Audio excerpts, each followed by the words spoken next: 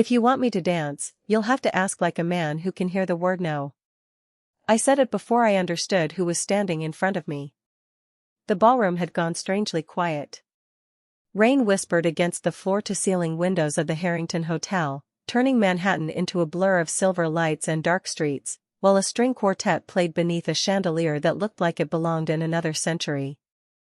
I was 26 years old, wearing a borrowed black dress and shoes that had already given me 2 blisters, and I had spent the entire evening reminding myself that I did not belong there.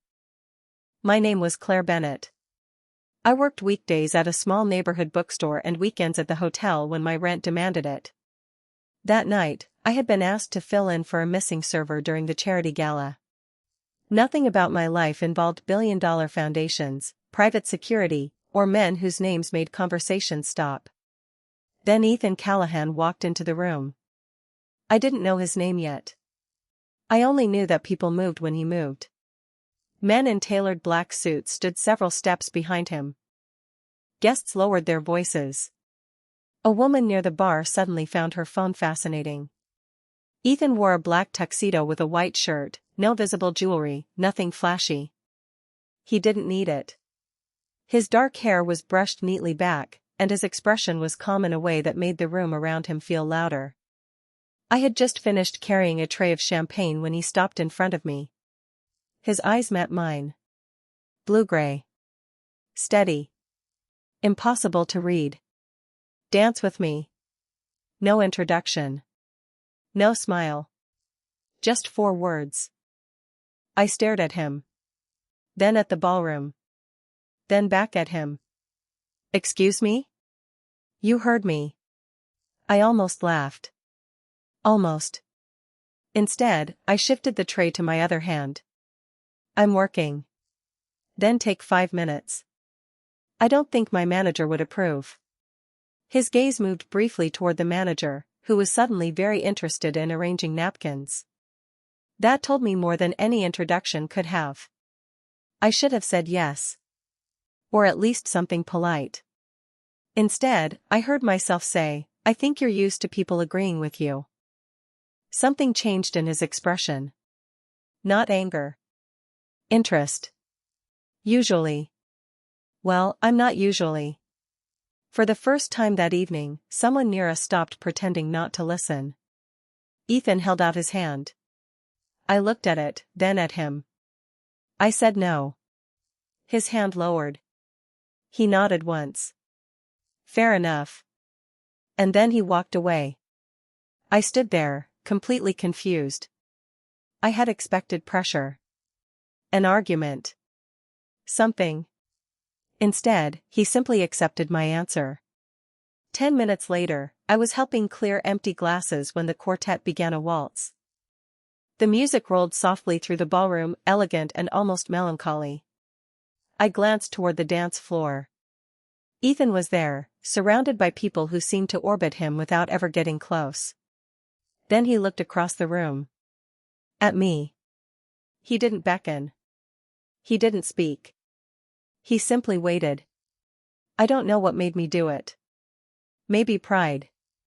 Maybe curiosity. Maybe the strange feeling that I had just met a man who was accustomed to controlling every room he entered, and I wanted to know what happened when someone refused to play along. I set the tray down. I walked onto the dance floor. Ethan's eyebrows lifted slightly. I stopped a few feet away. One dance, I said. My rules. A faint smile touched his mouth. Your rules. He offered his hand again. This time, I took it. The quartet swelled. His hand settled respectfully at my shoulder blade, and I placed mine in his. One step. Then another. He led carefully, but I refused to follow automatically. I changed the rhythm. He adjusted. I changed it again. And for the first time that night, Ethan Callahan looked genuinely surprised. You really don't know who you're dancing with, do you? He murmured. I met his eyes. No, I smiled. But I'm starting to think everyone else does. The music ended before I realized I was holding my breath. I stepped back first, lowering my hand as the last notes disappeared beneath the quiet hum of the ballroom. Ethan Callahan did not move. He simply watched me, as if the dance had answered a question he had not known how to ask. I suddenly became aware of everything around us again. The chandelier. The polished marble. The rain sliding down the windows. And the dozens of people pretending they had not been watching us. "Thank you," I said, mostly because silence felt worse. Ethan's eyes stayed on mine. "For what?" "For not making that more complicated."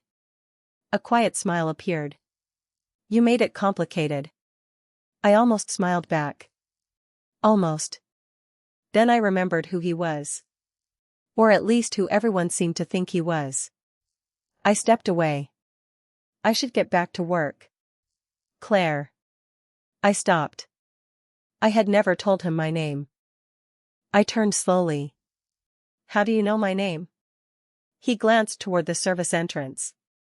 "Your manager called you by it." I looked over.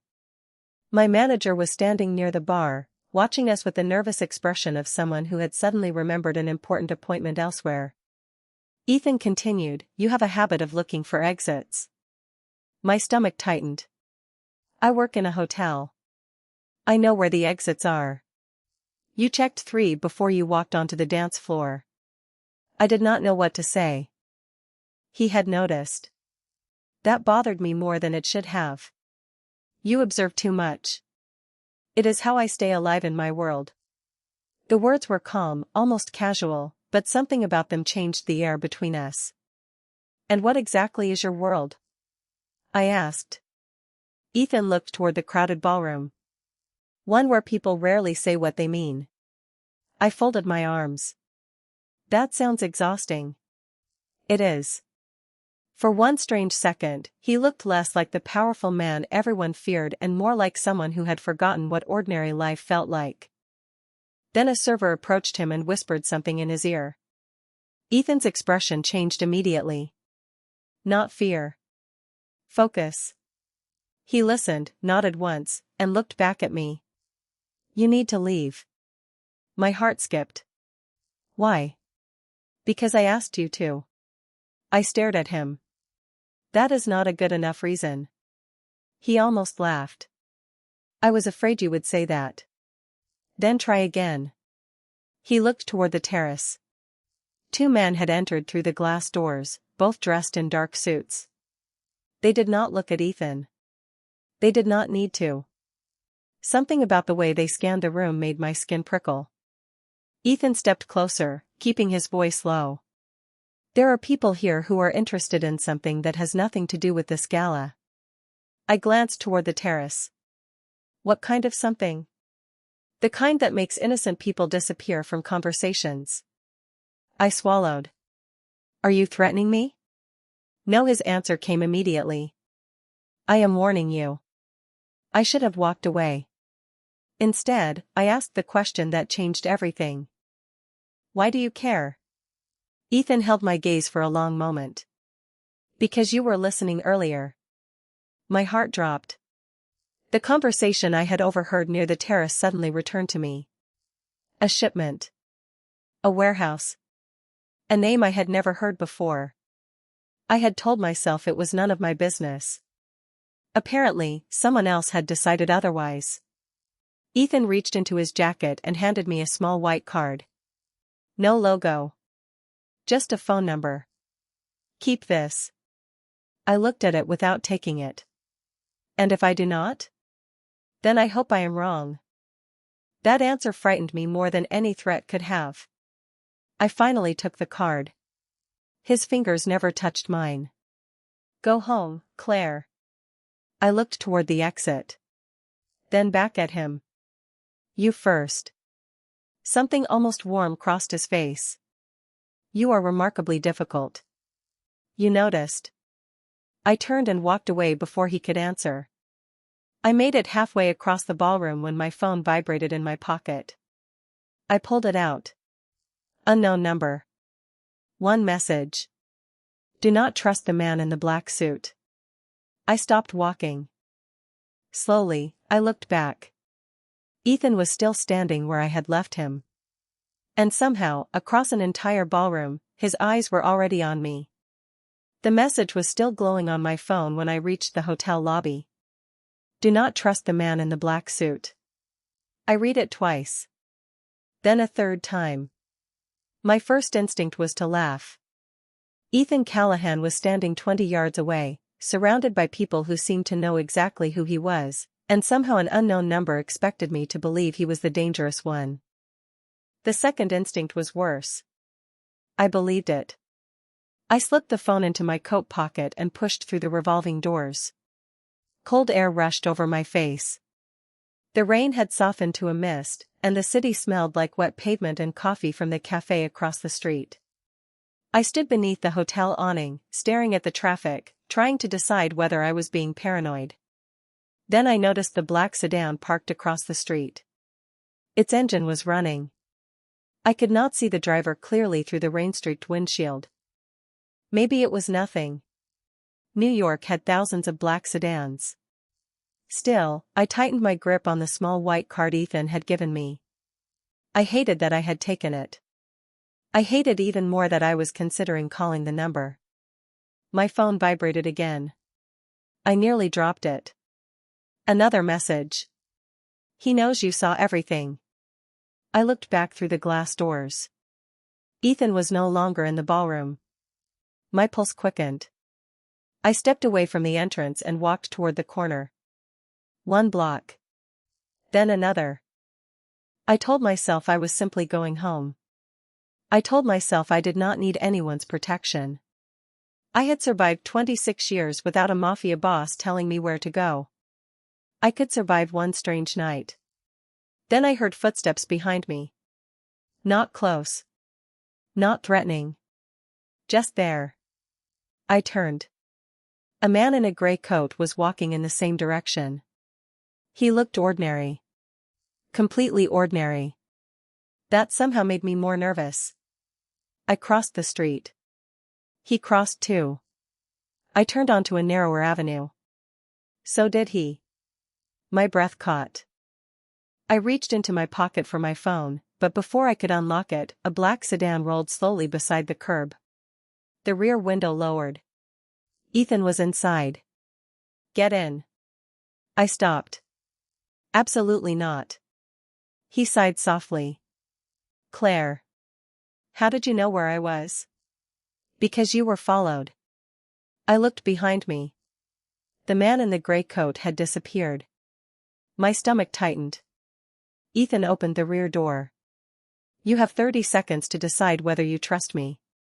That is not enough time. Then decide whether you trust the person following you. I hated that he had a point. I looked down the street. Empty sidewalk. Rain. Streetlights trembling in puddles. Then I looked at Ethan. If I get in, I am not agreeing to anything. Agreed. You do not get to tell me what to do. Agreed. And you do not get to call me yours. His expression softened for the briefest second.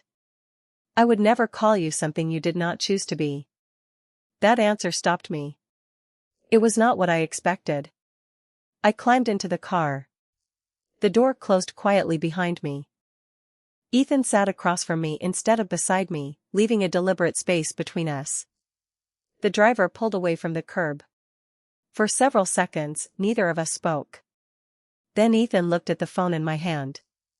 They contacted you again. It was not a question. I nodded. How did you know? Because the same thing happened to someone else 2 years ago. His voice became quieter. She trusted the wrong person. I studied his face. And what happened to her? He looked out the window. She left the city and never came back. I could not tell whether that was a warning or a confession. Who are they? I asked. People who believe I have something they want. And what is that? Ethan looked at me. Control. The answer was so simple that I almost laughed. You are telling me someone wants to take control from the man everyone else is afraid of? Yes. And somehow I am involved? He nodded once. You heard a conversation you were never supposed to hear. I looked down at the card in my hand. Then why did you give me your number? Ethan's eyes held mine. Because when everyone else in my world learns how to stay silent, you walked onto a dance floor and told me no. The car continued through the rain. I should have been afraid. Instead, I felt something more dangerous. Curiosity. And when Ethan finally asked, "Do you want me to take you home?" I realized I had already made my choice. "No," I whispered. "I want to know what I heard." The city looked different through the tinted windows of Ethan's car. Maybe it was the rain. Maybe it was the fact that, for the first time in my life, I was sitting beside a man whose name seemed to open doors I had never known existed. I kept staring at the white card in my hand. One phone number. No name. No address. Nothing that explained why he had decided I mattered. "You said you wanted to know what you heard," Ethan said.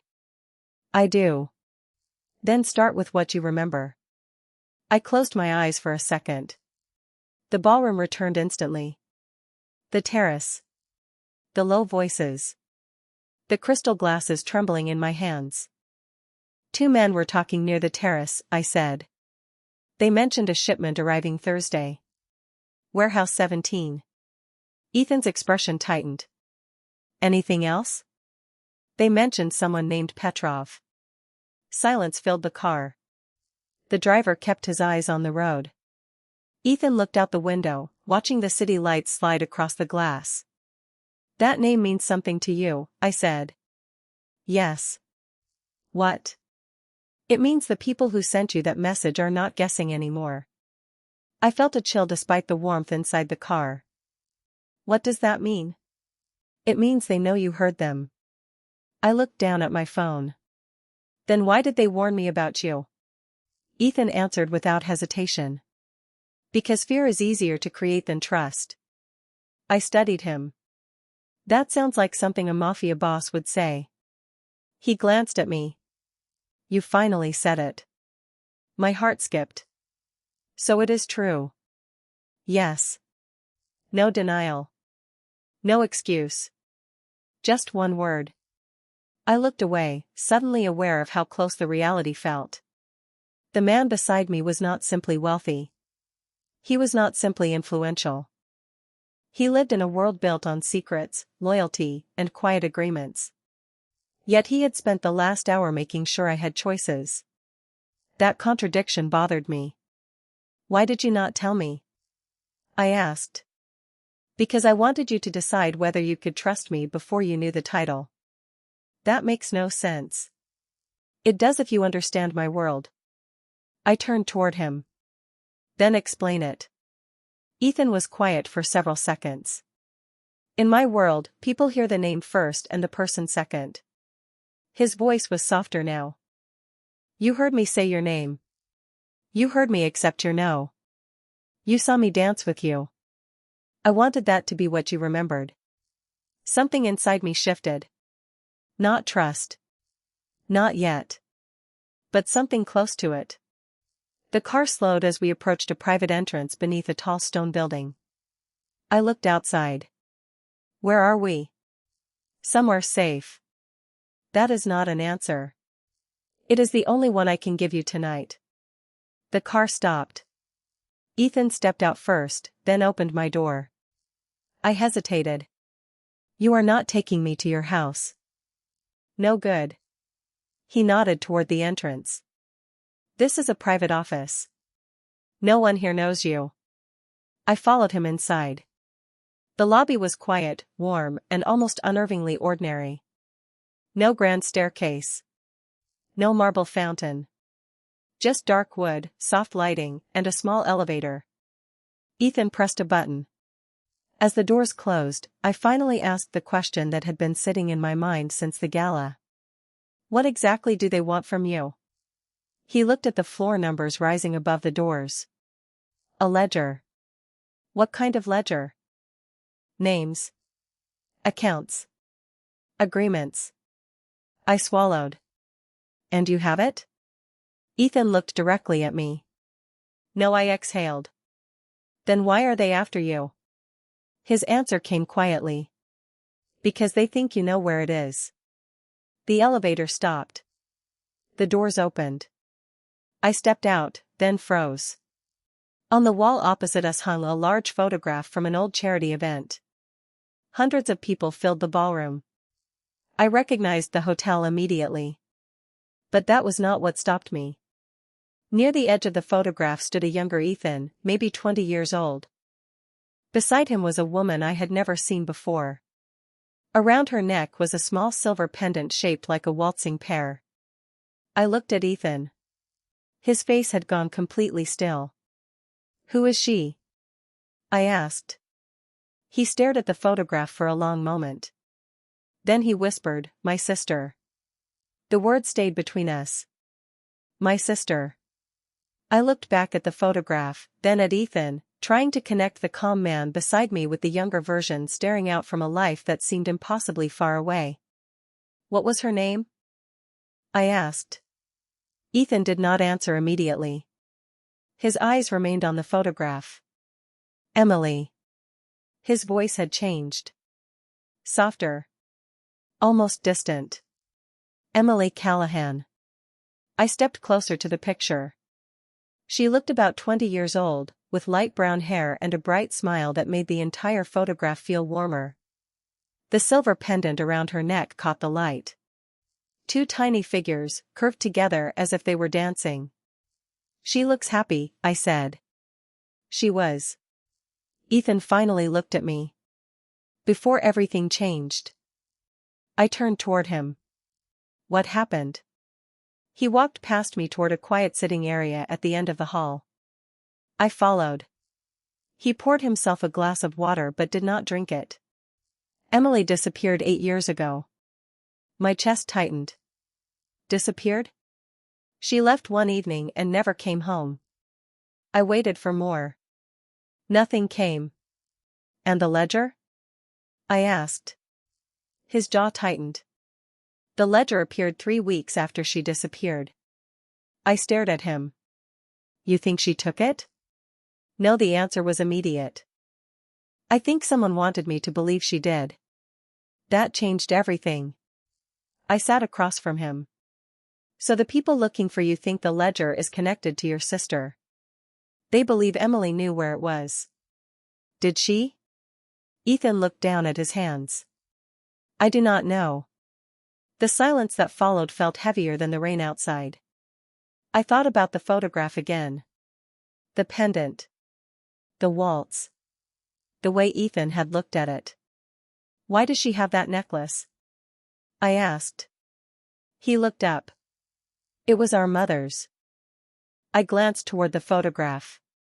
And where is it now? Ethan's expression changed. It disappeared with her. I reached into my coat pocket without thinking. My fingers touched something cold. I froze. The small metal edge was familiar. I slowly pulled out my wallet. Earlier that evening, when I had arrived at the gala, I had noticed a tiny silver charm caught inside the lining of my coat. I had assumed it came from the hotel. I placed it on the table. Ethan stared at it. Neither of us spoke. It was a tiny silver figure. 2 dancers curved together in the shape of a waltz. Ethan stood so quickly that his chair shifted backward. Where did you get that? His voice was barely above a whisper. It was in my coat. Your coat? Yes. I found it tonight. He picked up the charm carefully, studying it without touching the metal directly. His face had gone pale. This belonged to Emily. I shook my head. That is impossible. I have not seen this pendant in 8 years. Then how did it get into my coat? Ethan looked at me. For the first time since I had met him, he seemed genuinely uncertain. I do not know. I stared at the little silver dancers between us. Suddenly, the messages, the warning, the conversation at the gala, and the people searching for a ledger all felt connected to something much bigger than I had imagined. Ethan placed the charm on the table. Claire, I need you to tell me everything about your family. I frowned. My family? Your parents. Your childhood. Where you grew up. Anything unusual you remember? Why? He looked at the pendant again. Because if this came to you by accident, then it is a coincidence. His eyes lifted to mine. But if it did not, someone has been guiding you toward me for a reason. I felt a chill move through me. And you think that reason is your sister? Ethan said nothing. He did not have to. The answer was already in his eyes. My parents had been gone for 11 years, but I had never thought of their lives as connected to Ethan Callahan. I stared at him across the quiet office, unable to decide which question deserved to come first. My parents were teachers, I finally said. They lived in Connecticut before they moved to New York. They never talked about anything dangerous. Ethan listened without interrupting. Did they know anyone named Callahan? Not that I remember. Did your mother ever own jewelry? I thought about it. She had a small silver necklace. I remember it because I used to play with the pendant when I was little. Ethan's eyes sharpened. What did it look like? 2 little dancers. The room went completely still. I felt the answer before I understood it. That cannot be the same one, I whispered. Ethan looked at the charm on the table. It could be. I shook my head. My mother gave it away years ago. To whom? I do not know. I closed my eyes, searching through memories I had not visited in years. My mother's bedroom. The old wooden jewelry box. The smell of lavender.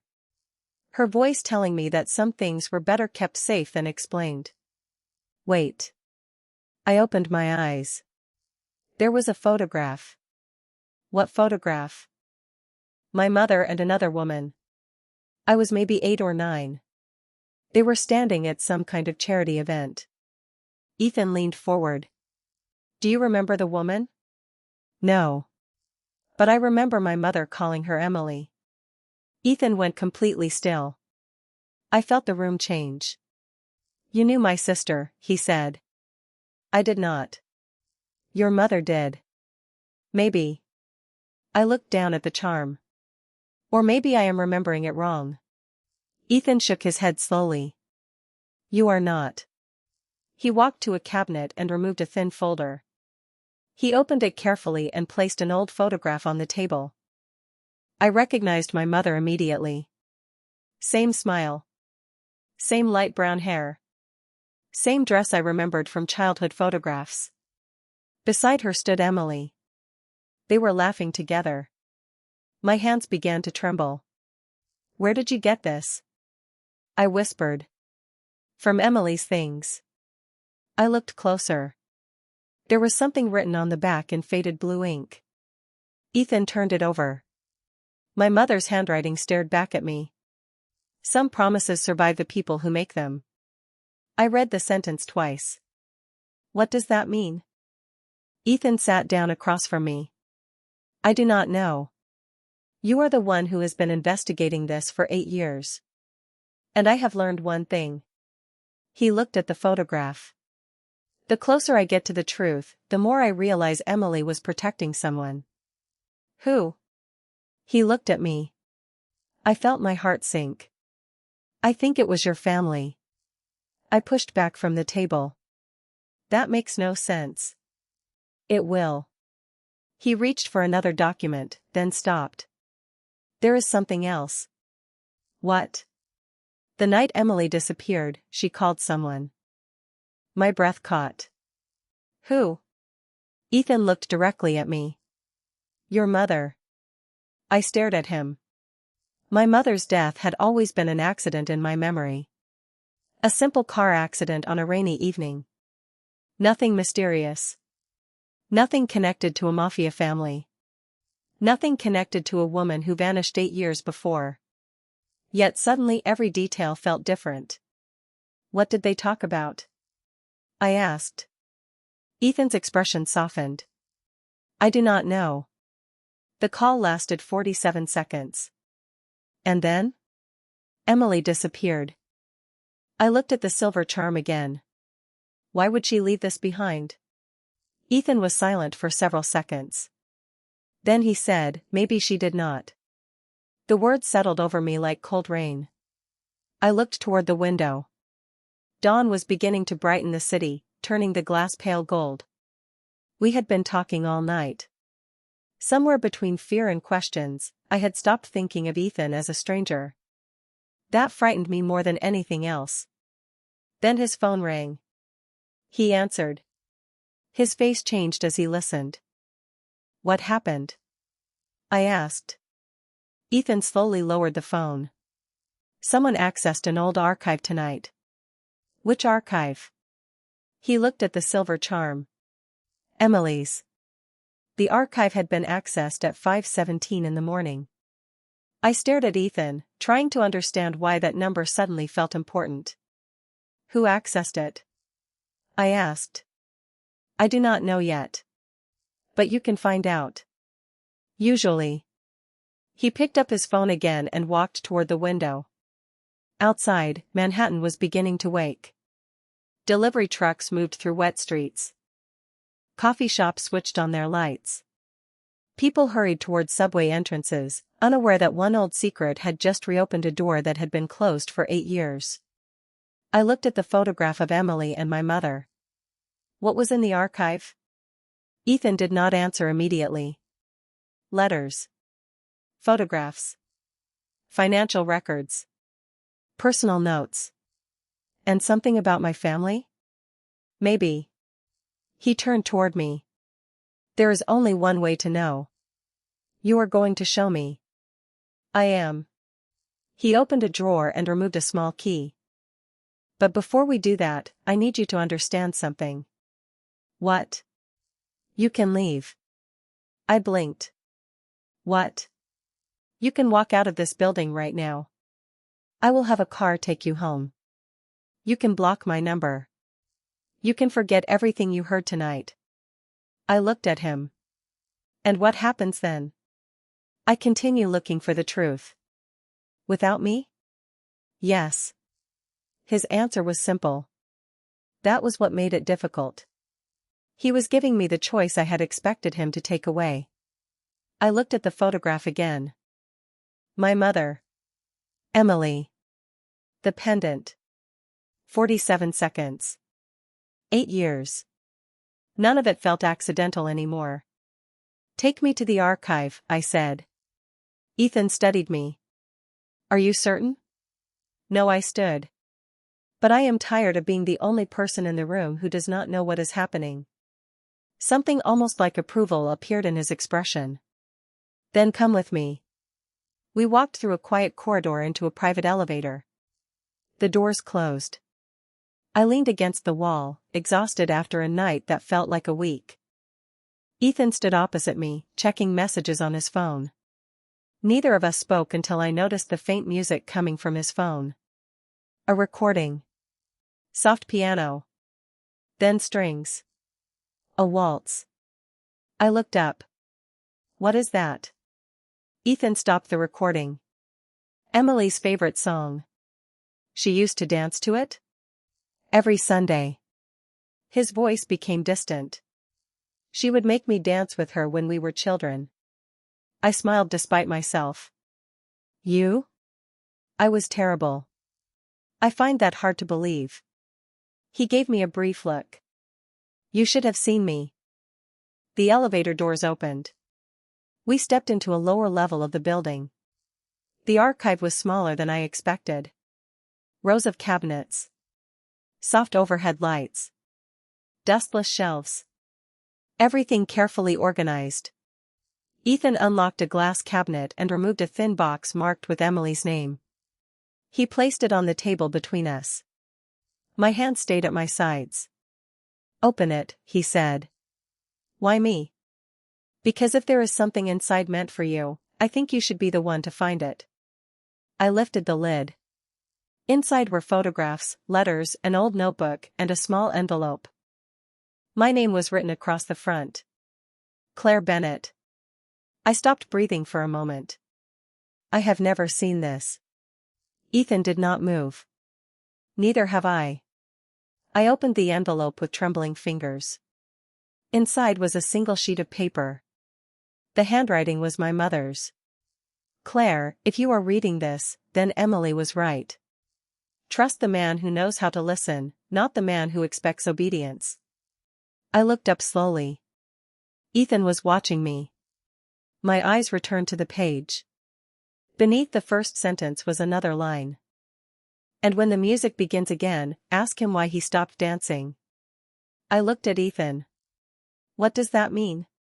His expression changed. I do not know. You are lying. He went silent. I stepped closer. You know something. Ethan looked at the letter for a long moment. Then he whispered, I stopped dancing the night Emily disappeared. The room seemed to grow colder. I looked down at the page again. My mother's final words were written beneath the fold. The truth is not in the ledger. It is in the dance. I raised my eyes. Ethan was staring at me as if he had just realized something neither of us was ready to hear. Claire, he said quietly, I think Emily knew you would find me. You think she knew I would find you? I asked. Ethan did not answer. He stood beside the archive table, staring at the letter as though the handwriting might change if he looked long enough. I read my mother's words again. The truth is not in the ledger. It is in the dance. I folded the paper carefully. Then we start with the dance. Ethan looked at me. There is something I have not told you. I assumed there was. He walked to the far end of the room and opened another cabinet. Inside was a small audio player and a stack of old music sheets. He brought them to the table. The song from my sister's recording was not just her favorite. He placed one sheet in front of me. It was the last song Emily and I danced to together. I looked at the notes. Before she disappeared? Yes. And you stopped dancing after that? Yes. I traced the edge of the paper without touching the ink. Why would my mother write that I should ask you about it? Ethan sat across from me. Because she knew something about that night. What? I do not know. I looked at him. You keep saying that. Because it is true. His voice was calm, but his eyes were tired. I spent 8 years looking for answers. Every path led back to the same people, the same accounts, the same missing records. Then you walked into a ballroom wearing a borrowed dress, refused to be intimidated by me, and somehow brought Emily's pendant back into my life. I almost smiled. That sounds less like an accident every time you say it. I agree. The room fell quiet. I picked up the music sheet. Something about the notes bothered me. The arrangement had markings in the margins. Tiny numbers. 3, 7, 4, 1. What are these? I asked. Ethan leaned closer to the page. I have seen those before. Where? He turned the sheet over. Nothing. Then he looked at the old notebook from the box. He opened it and flipped through several pages. The same numbers appeared beside different lines of music. Emily used numbers as references, he said. For what? I never figured it out. I looked at the sequence again. 3, 7, 4, 1. Then I remembered something from childhood. My mother had once taught me a strange little game. She would play 4 notes on an old piano and ask me to repeat them.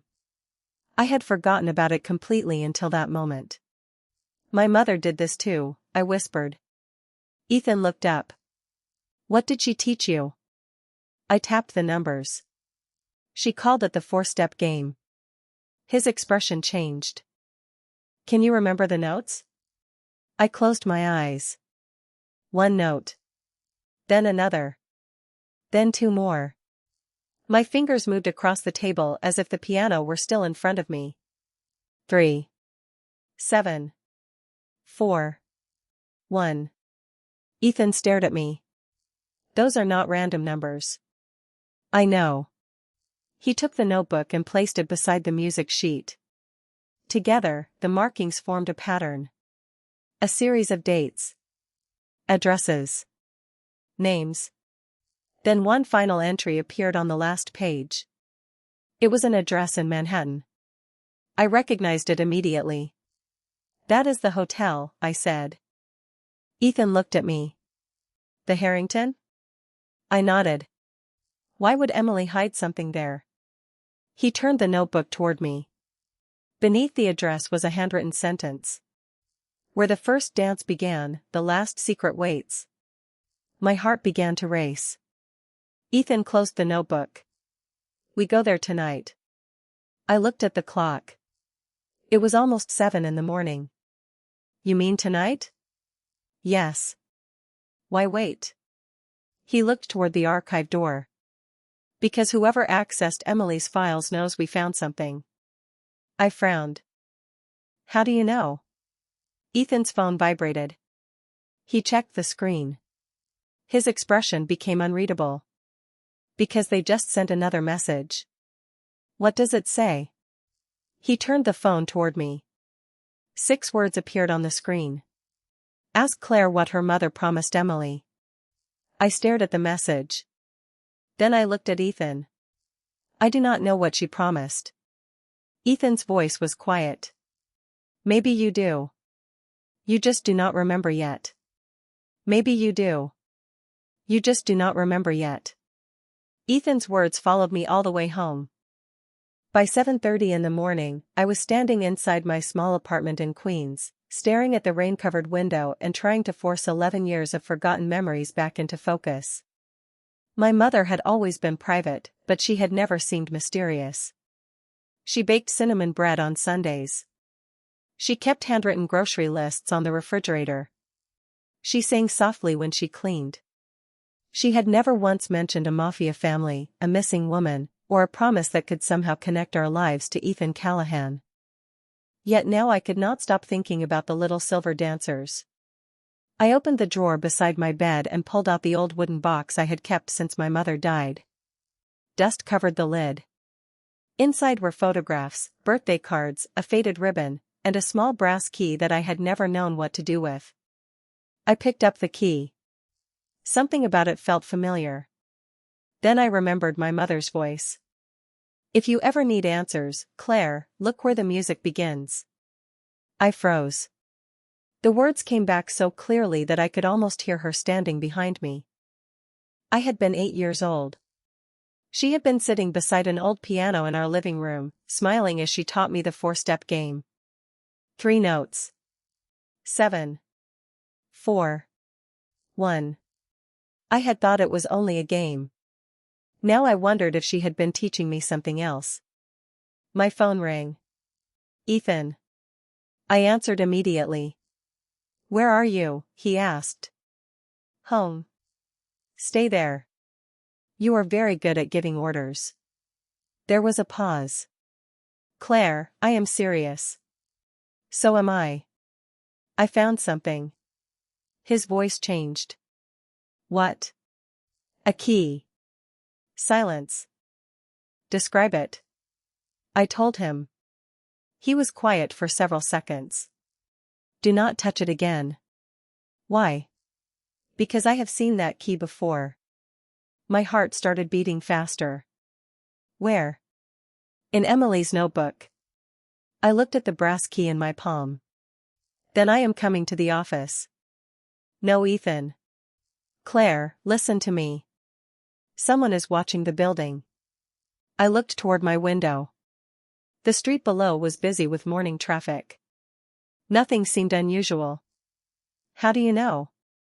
"Because the person who accessed Emily's archive did not leave the building through the main entrance." My stomach tightened. "Then how did they leave?" "Through a private exit." "And you think they followed you?" "I think they followed the key." I stared at the little piece of brass. "Then what am I supposed to do?" His answer was quiet. "Wait for me." 20 minutes later, a black sedan stopped outside my building. Ethan stepped out wearing the same black suit from the night before, though his jacket was now open and his expression looked more tired than powerful. When he reached my apartment, he stopped in the doorway. His eyes went immediately to the wooden box on the table. "That is it. You recognize it?" "Yes." He picked up the key without turning it over. "Emily had one just like this." "What did it open?" He looked at me. "A room at the Harrington." My breath caught. "The room where we met?" He nodded. "Room 714. I remembered the numbers from the music sheet. 3, 7, 4, 1. 714, I whispered. Ethan's eyes narrowed. "That is not a coincidence." I looked at the key. "Then what is it?" He stepped closer to the table, but stopped before touching anything else. "An invitation." "From Emily?" "Maybe." "And if it is?" Ethan looked toward the rain-covered window. "Then tonight, we finally find out why your mother wanted you to dance with a ghost. If the room at the Harrington is waiting for us, then we are going to find out what my mother left behind." I said it before I could lose my nerve. Ethan looked at me for a long moment, then nodded. "Tonight." By 8 in the evening, the rain had stopped, but the streets still reflected the city lights like sheets of glass. I sat beside Ethan in the back of the black sedan, the brass key resting in my palm. Neither of us spoke much. Somehow, the silence felt different now. Less like suspicion. More like two people trying to understand the same impossible question. When the Harrington Hotel came into view, I recognized the tall windows immediately. It was the same entrance where I had first seen Ethan less than 24 hours earlier. The same marble lobby. The same gold lights. The same grand staircase. But tonight, everything felt different. Ethan glanced at me. "Stay close." I raised an eyebrow. That sounded like an order. It was advice. "You are learning." A small smile appeared on his face. "So are you." We entered the hotel through a private elevator. The numbers climbed slowly. 7, 1, 4. When the doors opened, a quiet hallway stretched ahead of us. Room 714 was at the far end. I held the key tighter. Ethan stopped beside me. "Before you open that door, you can still walk away." I looked at him. "You keep giving me that choice." "Because it matters." I looked at the brass key. "Then stop asking me to leave." He nodded. I slid the key into the lock. It turned with a soft click. The room was dark. Ethan reached for the light, but I stopped him. "Wait." A faint sound came from inside. Music. Piano notes. 4 simple notes. 3, 7, 4, 1. My breath caught. Ethan looked at me. "That is Emily's song." We stepped inside. The lights came on. The room looked untouched, as though someone had left yesterday instead of 8 years ago. A small piano stood near the window. A vase of dried white flowers rested on a side table. On the wall hung a framed photograph of Emily and my mother. I moved toward it slowly. Beneath the photograph was a handwritten note. "For Claire." My heart stopped. She knew my name. Ethan stood behind me, silent. I opened the frame. Inside was another envelope. My name was written across it in the same handwriting as the letter from the archive. I opened it carefully. "Claire, if you are here, then you have already met Ethan." I looked at him. His expression had gone still. "Keep reading," he said. I continued. "He will tell you he wants answers. He will tell you he wants to protect you. Believe him only when he gives you a choice." My eyes burned. "Why would your sister write to me?" Ethan asked. "I do not know." I kept reading. There is one thing Ethan does not know. The ledger was never meant to be found. It was meant to be remembered. I looked up. Ethan stepped closer. What does that mean? I do not know. Then I saw another line beneath it. The 4 steps are not numbers. They are people. I stared at the sentence. 3, 7, 4, 1. Ethan reached for the music sheet we had brought from the archive. He placed it beside the letter. The numbers matched 4 initials hidden inside the musical notes. C-E-B-C. My breath caught. Claire Bennett. Ethan looked at me. And Emily Callahan. I nodded slowly. Then who are the other 2? Before he could answer, the piano began playing by itself. The same 4 notes. 3, 7, 4, 1. We both turned toward it. A small light on the piano blinked once. Then the screen displayed a single message. The second dance begins at midnight. Ethan looked at his watch. 11:58. I stared at him. What happens at midnight? He did not answer. He only held out his hand. I think we are about to find out. I think we are about to find out. Ethan's words barely left his mouth before the piano stopped. The silence that followed felt heavier than the music. I looked at the clock on the wall. 11:59. Ethan held out his hand, not commanding this time, simply waiting. I placed mine in his. The second hand moved. Midnight. Somewhere inside the room, a soft click sounded. The piano bench shifted slightly, revealing a narrow compartment beneath it. Ethan released my hand and walked toward it. Inside was a small black box. No lock. No label. Just a silver mark on the lid shaped like 2 dancers. I recognized it immediately. That is the pendant. Ethan nodded. Open it. I lifted the lid. Inside was a folded piece of paper and an old photograph. The photograph showed Emily and my mother standing in the same ballroom, years before I had ever seen the place. But they were not alone. A young Ethan stood behind them, smiling in a way I had never seen before. Beside him was another man. I looked closer. Who is that?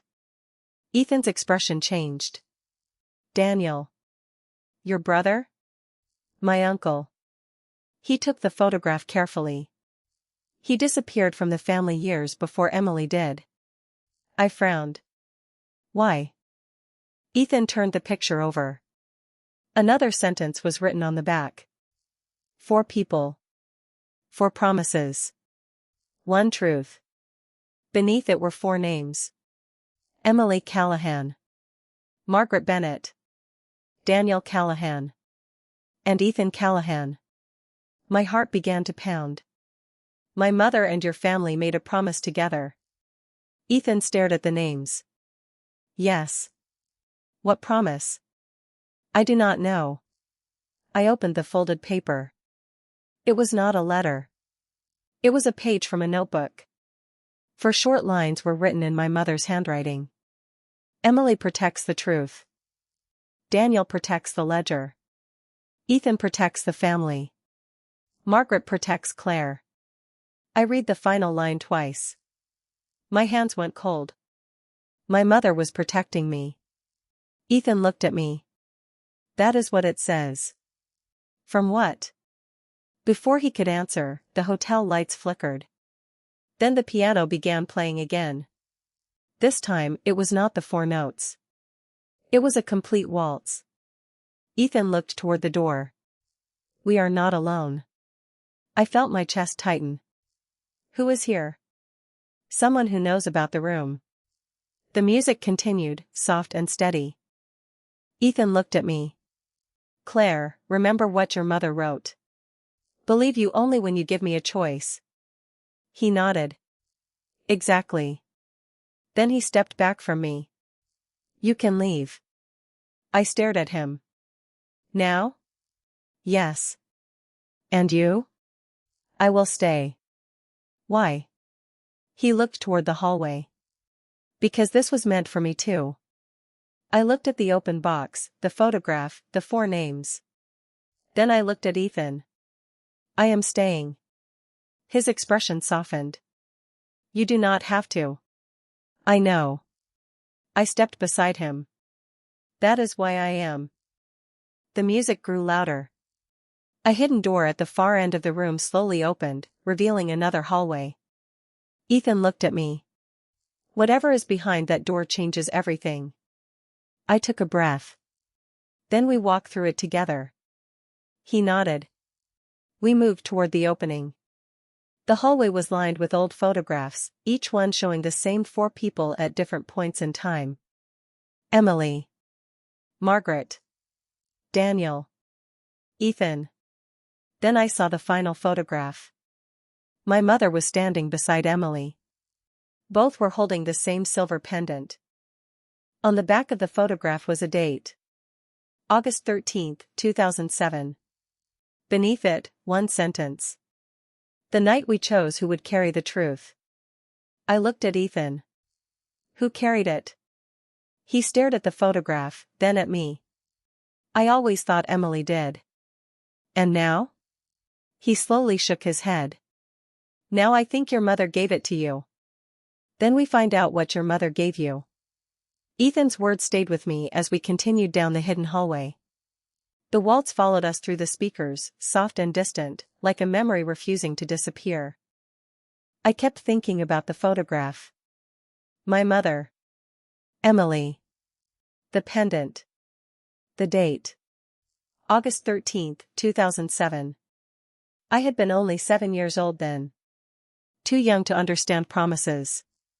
Too young to remember a night that might have changed the rest of my life. Yet somewhere inside me, something was beginning to return. We reached the end of the hallway. A wooden door stood beneath a small brass plaque marked with 4 initials. MBCE. I looked at Ethan. What does that mean? I do not know. You really need a new answer. A faint smile crossed his face. I am working on it. He placed his hand on the door, then stopped. Your key. I pulled the brass key from my pocket. The moment I held it near the lock, a small light appeared above the handle. The door opened without a sound. Inside was a room filled with old boxes, photographs, notebooks, and music sheets. In the center stood a wooden piano. My breath caught. My mother had one like that. Ethan looked at me. Are you sure? Yes. I walked toward it slowly. The piano was smaller than the one in our old house, but the polished wood had the same warm color. I placed my fingers on the keys. Without thinking, I played 4 notes. 3. 7. 4. 1. A hidden drawer beneath the keyboard opened. I stepped back. Ethan did not move. You knew that would happen, I said. I hoped. Inside the drawer was a small envelope. My name was written on it. Again. Claire Bennett. My hands felt unsteady as I opened it. This time, the handwriting was not my mother's. It was Emily's. Claire, if you found this, then the promise survived. I looked at Ethan. She wrote to me. Keep reading. Your mother trusted me because she knew I could protect the truth. I trusted her because she knew what would happen if the truth was found too soon. I swallowed. The next line was shorter. The ledger is not a book. I looked at Ethan. Then what is it? He shook his head. I continued. It is a memory divided between 4 people. I read the next sentence slowly. Emily carried the first piece. Daniel carried the second. Ethan carried the third. Margaret carried the fourth. My heart sank. My mother. Yes. What happened to the pieces? Ethan looked at the old photographs around the room. Emily disappeared. Daniel left the family. I never knew what I was carrying. And your mother, he stopped. She died. I looked down at the letter. Then the truth died with her. Maybe not. Beneath Emily's handwriting was another message. Claire carries the final memory. I froze. What memory? Ethan came closer, but he did not touch me. Maybe something from your childhood. I closed my eyes. The piano. My mother's voice. A rainy night. Emily laughing. A silver pendant resting in my small hands. Then another memory surfaced. I was standing in the living room. My mother was kneeling in front of me. She placed the pendant around my neck and whispered, "Never tell anyone about the room." I opened my eyes. I remember. Ethan waited. What do you remember? My mother gave me the pendant. His expression changed. What else? I looked toward the piano. She told me there was a room. Ethan's voice was almost a whisper. This room? I nodded. She said that one day, if I heard the waltz again, I should come here. Ethan looked at the letter. Then at me. For the first time, he seemed to understand the entire plan. Your mother did not leave the truth behind, he said. She left it inside you. Your mother did not leave the truth behind. She left it inside you. Ethan's words should have frightened me. Instead, they brought back the one thing I had been missing all night. A memory. I was 7 years old again, standing beside the old piano in our living room while rain tapped against the windows. My mother knelt in front of me, holding the little silver pendant between her fingers. Emily stood behind her, smiling gently. Ethan was there too, younger and quieter, watching from the doorway. I could hear the waltz playing softly in the background. 3, 7, 4, 1. My mother placed the pendant around my neck and looked directly into my eyes. Claire, someday you may forget this night. That is okay. Forgetting can keep you safe. But when you hear this music again, remember one thing. You were never meant to carry this alone. I opened my eyes. Ethan was standing beside me in the hidden room. I remember all of it now, I whispered. He waited. Emily was not running away. She was leaving something behind. What? The truth. I looked at the piano. And my mother helped her. Ethan nodded slowly. That explains the promise. I turned toward him. But there is still one piece missing. The fourth piece. My mother carried it. Ethan looked at me. And now you do. I reached beneath my collar and touched the pendant I had worn without understanding for years. It suddenly felt heavier than it ever had before. I removed it carefully. On the back was a tiny engraving I had never noticed. 4 letters. EMBC. Ethan stared at them. Emily. Margaret. Bennett. Callahan. I nodded. The 4 people. The 4 promises, he said. I turned the pendant over. A tiny seam ran along the edge. Ethan noticed it too. There is something inside. He found a small tool in the desk drawer and carefully opened the pendant. Inside was a tiny folded strip of paper. I unfolded it.